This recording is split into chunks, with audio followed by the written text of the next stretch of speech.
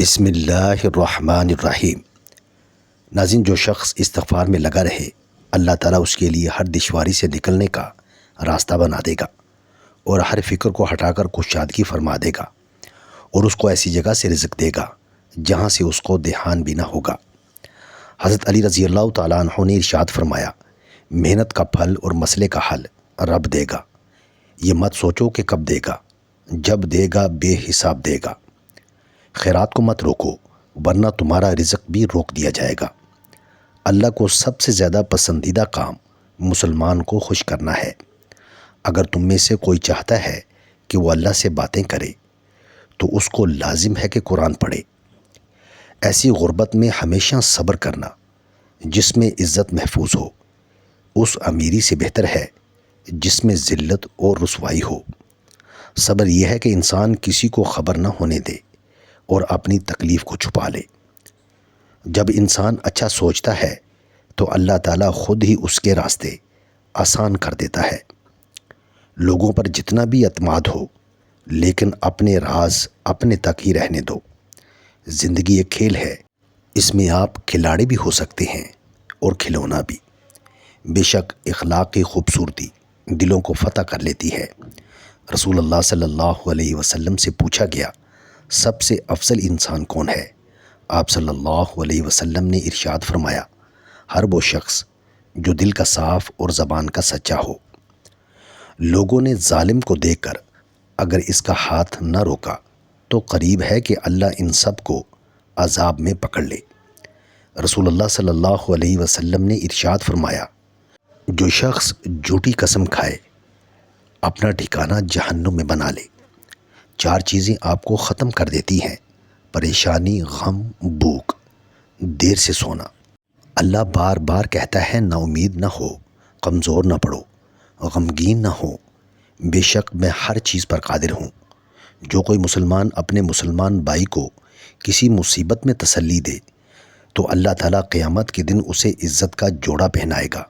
دنیا کی بہترین آوازوں میں سے بہتر اور اچھی آواز اذان کی ہے۔ اللہ پاک فرماتے ہیں کہ میں بہتری سے پہلے دیر کرتا ہوں اور انہی کو آزماتا ہوں جنہیں میں پسند کرتا ہوں۔ دعا نصیب والوں کو ملتی ہے، اس لیے جب کوئی آپ کو دعا دے تو اس کے لفظوں پر صدقے دل سے آمین کہو۔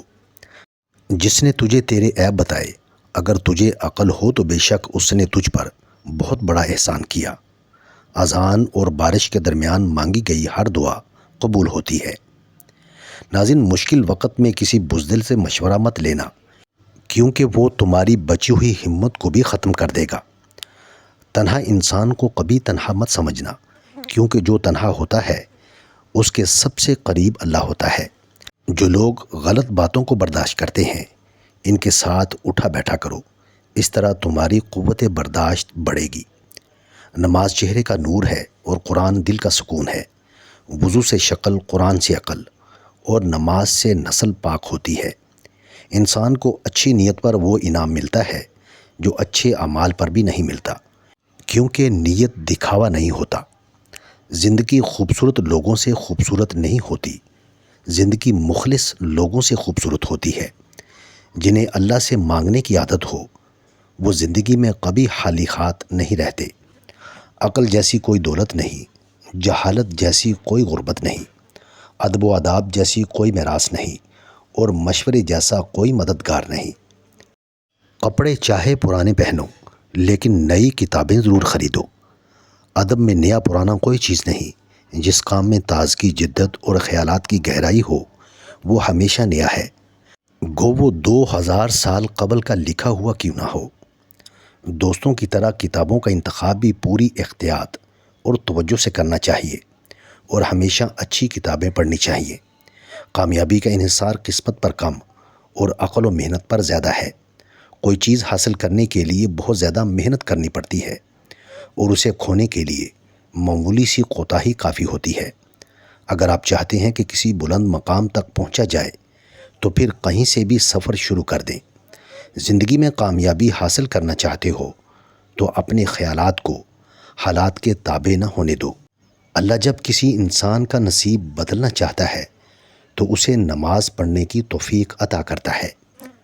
آگے بڑھو اور بلا خوف و خطر کھلے دل و دماغ کے ساتھ دھند لگے میں چھپے مستقبل کے ساتھ گرما گرم دستے پنجہ لو۔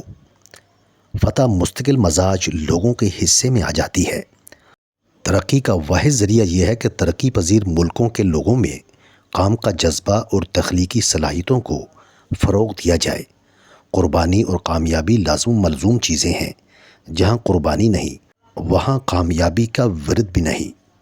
جو اچھی کتابیں پڑھنے کا شوق نہیں رکھتا وہ مراج انسانی سے گرا ہوا ہے۔